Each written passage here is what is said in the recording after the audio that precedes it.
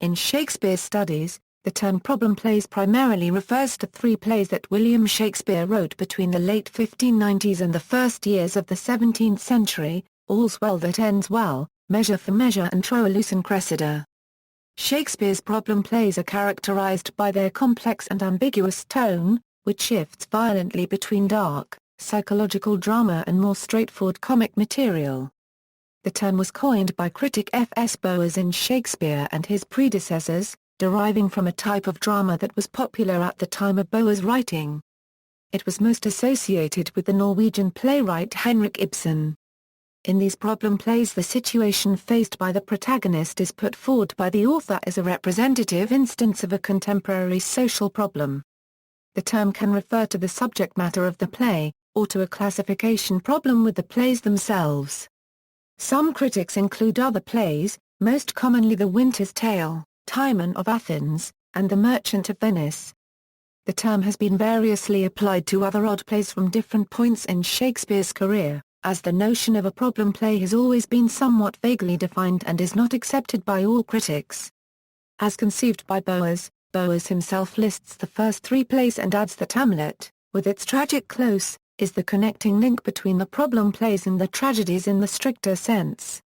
For Boas, this modern form of drama provided a useful model with which to study works by Shakespeare that had previously seemed to be uneasily situated between the comic and the tragic. Nominally two of the three plays identified by Boas are comedies. The third, Troilus and Cressida, is found amongst the tragedies in the first folio, although it is not listed in the catalogue of the first folio. For Boas, Shakespeare's problem plays set out to explore specific moral dilemmas and social problems through their central characters. Boas writes, "Throughout these plays we move along dim and trodden paths, and at the close our feeling is neither of simple joy nor pain. We are excited, fascinated, perplexed, for the issues raised preclude a completely satisfactory outcome, even when, as in All's Well and Measure for Measure, the complications are outwardly adjusted in the fifth act. In Troilus and Cressida and Hamlet no such partial settlement of difficulties takes place, and we are left to interpret their enigmas as best we may. Dramas so singular in theme and temper cannot be strictly called comedies or tragedies. We may therefore borrow a convenient phrase from the theatre of today and class them together as Shakespeare's problem plays.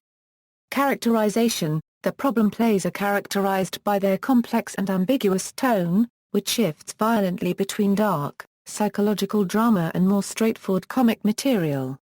All's Well and Measure for Measure have happy endings that seem awkward, artificial and perfunctory, while Troilus ends with neither a tragic death, nor a happy ending. Boas used the term for plays in which the resolution of the themes and debates seems inadequate, and in the final act the deliverance of justice and completion one expects does not occur.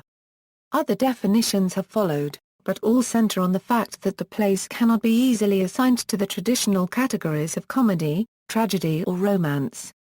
The three plays are also referred to as the dark comedies, since despite ending on a generally happy note for the characters concerned, the darker, more profound issues raised cannot be fully resolved or ignored. Many critics have suggested that this sequence of plays marked a psychological turning point for Shakespeare, during which he lost interest in the romantic comedies he had specialized in and turned towards the darker worlds of Hamlet, Othello, King Lear and Macbeth. References: Literature, E. M. W. Tillyard, Shakespeare's Problem Plays. Chatto and Windus, London, 1949.